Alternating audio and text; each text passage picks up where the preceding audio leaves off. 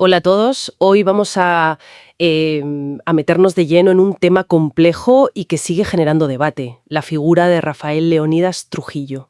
Efectivamente. Y la pregunta que flota en el aire y que las fuentes que hemos visto ponen sobre la mesa es, bueno, ¿estaría la República Dominicana mejor o peor hoy si Trujillo siguiera vivo? Esa es la pregunta del millón, ¿eh? Divide totalmente. Porque Trujillo, a ver, gobernó con mano de hierro desde 1930 hasta su asesinato en el 61. Exacto.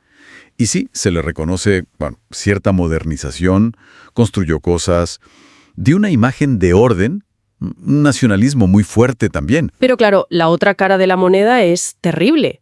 Represión brutal, derechos humanos pisoteados constantemente y ese culto a su personalidad que era agobiante. Totalmente, y no es un debate académico, ¿eh? Lo ves hoy en día. Salió hace poco esa discusión que recogieron los medios entre Santiago Matías y el doctor Nastra en Alofoque Radio Show, por ejemplo. Sí, la escuché. Y ahí salían esas visiones casi nostálgicas, ¿no? Que si el orden, la disciplina, que no había delincuencia común. Bueno, claro, la delincuencia común era baja porque el castigo era desproporcionado y arbitrario, pero se suele olvidar ese detalle. Exacto. Es que esa visión choca frontalmente con los hechos. O sea, cero democracia, cero libertades. Ni de prensa, ni de expresión, nada. Nada. Persecución, tortura, asesinatos. Era el pan de cada día para cualquiera que disintiera lo más mínimo. Y Trujillo manejaba el país como si fuera su finca particular. La economía, todo. Y no podemos olvidar, la masacre de haitianos del 37. Miles de personas. Una barbaridad. Eso marca un antes y un después en la brutalidad del régimen. Pero los documentos que hemos analizado sugieren algo más, ¿no? Que Trujillo no estaba solo en esto. Ah, eso es clave. No gobernó solo, ni mucho menos. Había toda una red, una élite militar, empresarial, política, que sostenía el régimen. Unos por miedo, otros por puro beneficio. Entiendo. Y luego está el factor internacional. Los papeles desclasificados, sobre todo de Estados Unidos, son reveladores. ¿En qué sentido? Pues que EU lo apoyó durante mucho tiempo. Era útil para sus intereses en la Guerra Fría, ¿sabes? Un anticomunista férreo. Claro. Pero cuando dejó de ser útil o se volvió incómodo, pues facilitaron su asesinato, o al menos miraron para otro lado. Trujillo, en parte, era una pieza más en ese tablero geopolítico. Una pieza que movían otros. Eso conecta con otra idea interesante de las fuentes. La historia que se contó después. Exacto. ¿Quién escribe la historia? Pues a menudo los que ganan o los que toman el poder después. Se sugiere que las élites que tomaron el relevo, esas que mencionan con apellidos de origen europeo, pues pudieron, digamos, moldear un poco el relato para consolidarse ellos, ¿no? Es una hipótesis que está ahí. Tiene sentido. Y todo este pasado, claro, se mezcla con los problemas de hoy en la República Dominicana y eso alimenta el debate. Por supuesto. ¿Ves los problemas actuales? Corrupción, la delincuencia que ahora sí preocupa, las cárceles, la frontera, la educación. Y claro, algunos miran atrás y dicen, con Trujillo esto no pasaba. Es una simplificación peligrosa, pero comprensible en cierto modo. Pero la comparación es difícil, porque, vale, los gobiernos democráticos que vinieron después han tenido y tienen sus problemas, y vaya si los tienen, corrupción incluida, pero hay libertades fundamentales. Que no existían entonces. Esa es la diferencia capital. Puedes criticar al gobierno, puedes votar, puedes manifestarte, con todos los matices que quieras, pero puedes. Por eso queríamos hacer este análisis, para ir más allá de la etiqueta fácil de salvador o monstruo, desgranarlo un poco. Es que ahí está la tensión principal, ¿no? Ese supuesto orden de Trujillo frente al costo humano. ¿Qué valoras más? ¿El orden impuesto por el miedo o la libertad aunque sea imperfecta? ¿El desarrollo de infraestructuras o los derechos civiles? No es una elección fácil para la memoria colectiva. Y como bien apuntan los materiales, es un error pensar que los problemas de un país empiezan y acaban con una persona, sea Trujillo o quien sea. Totalmente. Las estructuras de poder, la fortaleza o debilidad de las instituciones, la educación de la gente, las influencias de fuera, todo eso pesa, y mucho. Culpar o alabar a un solo líder es quedarse en la superficie. Hay que mirar las estructuras, lo que perdura. Exacto. Analizar el sistema. Pues para terminar esta inmersión, dejamos una reflexión en el aire. A ver, ¿Qué tipo de orden queremos realmente para una sociedad? Buena pregunta. ¿Un orden basado en el miedo, en callar al que piensa distinto?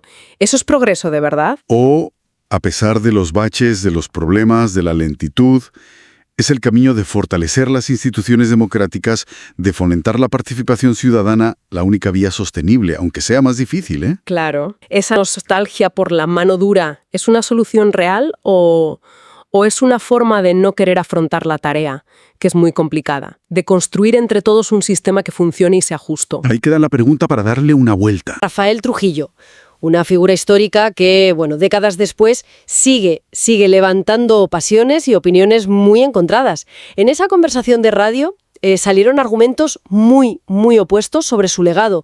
Nuestra idea aquí es, desmenuzar un poco esos puntos de vista que aparecieron en la fuente original, ¿no? Para intentar entender por qué Trujillo genera todavía hoy esa división tan fuerte en la República Dominicana. Exacto. No se trata ahora de ponernos a juzgar la historia desde aquí, desde el presente. La idea es mirar de cerca los argumentos tal y como se dijeron en esa discusión concreta. Y vamos a ver cómo chocan esas ideas sobre su supuesto impacto económico y social frente a, la brutalidad de su dictadura. Todo tal cual se reflejó en ese debate. Vale, pues vamos a ello. Entremos en materia. Por un lado, una parte de los que hablaban en esa radio defendía ciertos aspectos de Trujillo. Llegaron a decir algo tan potente como que fue el mejor presidente. ¿Qué razones daban para decir algo así? Suena fuerte. Pues mira, según esa línea que recogimos de la fuente, Trujillo es quien puso los cimientos de la República Dominicana, digamos, moderna. Se mencionaban cosas como que pagó la deuda externa, algo muy importante en ese momento, también que impulsó mucho la producción local, con lemas y campañas tipo «Consuma lo nuestro», ¿sabes? Ajá. Que construyó infraestructuras clave, carreteras, puertos, y sobre todo insistían mucho en que trajo un orden y una seguridad. Decían que casi se podía dormir con las puertas abiertas. Esa era la imagen que transmitían. Ya, la idea del orden. Sí, y recalcaban también mucho el contexto. Decían que hay que verlo en su época, una época llena de dictaduras en Latinoamérica y además en plena Guerra Fría, la lucha contra el comunismo.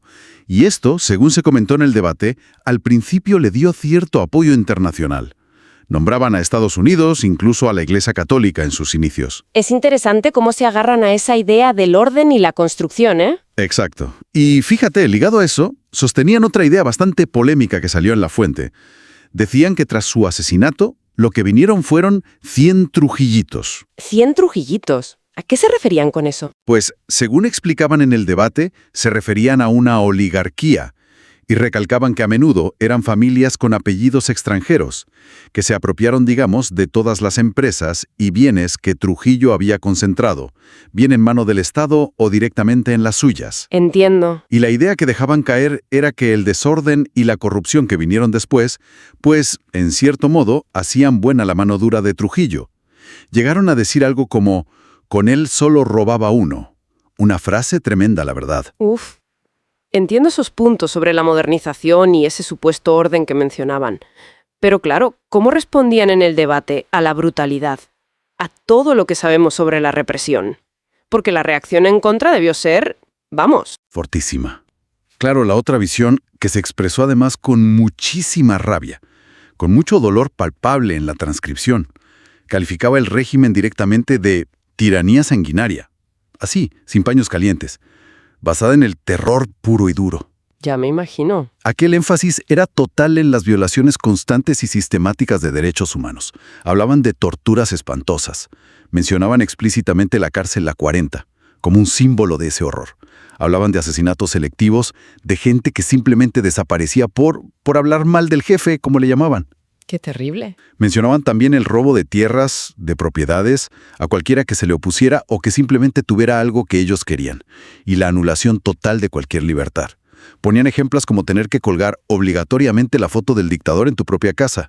Imagínate la opresión diaria. Sí, sí. Y se recordaron, claro, episodios concretos y terribles, como la masacre del Perejil, esa matanza de miles y miles de haitianos, simplemente por cómo pronunciaban una palabra. Una barbaridad. Y también salió, como no, el caso de las hermanas Mirabal.